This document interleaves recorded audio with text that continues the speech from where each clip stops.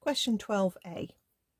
The position vectors of the points A and B relative to an origin O are given by these two vectors. We have to find the vector that goes from A to B.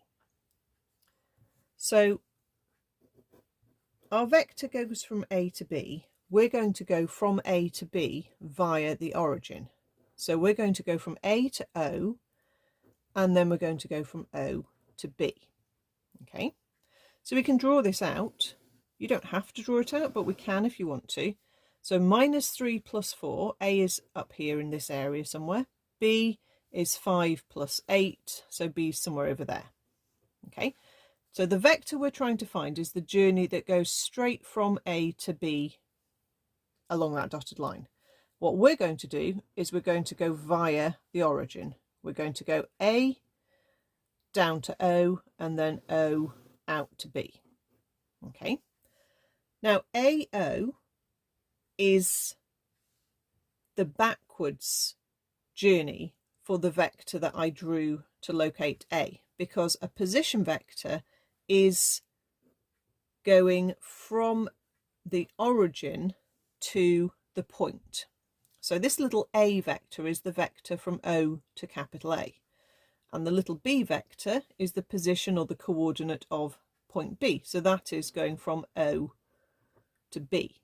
Okay, so if they tell you position vectors, then you automatically know that they are from the origin to the coordinate. Okay, and the vector that you can see is like the X and the Y coordinate of the point.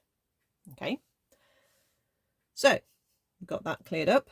AB as a journey is A to O and then O to B. So these letters should match, and you should start where you want to start and finish where you need to finish. You might find you need to do a vector sum that has 3 parts, but generally it's 2. AO is the negative version of this. It's the backwards version.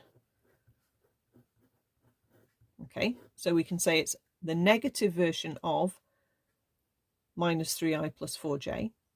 And then OB is exactly the vector we want here, 5i add 8j. Okay, so let's times out with the minus sign. So minus minus makes a plus, minus 4j plus 5i plus 8j. Let's join these together and we get 8i, and then we get plus 4j. So what that should represent then is the journey to get from A to B in one go. Okay, and you can realistically just count squares and work it out in your head. You've got to go across 8 units in the I direction to get from -3 to +5, and you've got to go up 4 units in the J direction to get from a +4 to a +8. So you don't actually have to do the vector sum. If you just write the answer down, you will get the marks because you've kind of done the thinking about it in your head. Okay, but that is how the calculation would work, and you can definitely check your answer seems right by making sure that instruction would get you from A to B.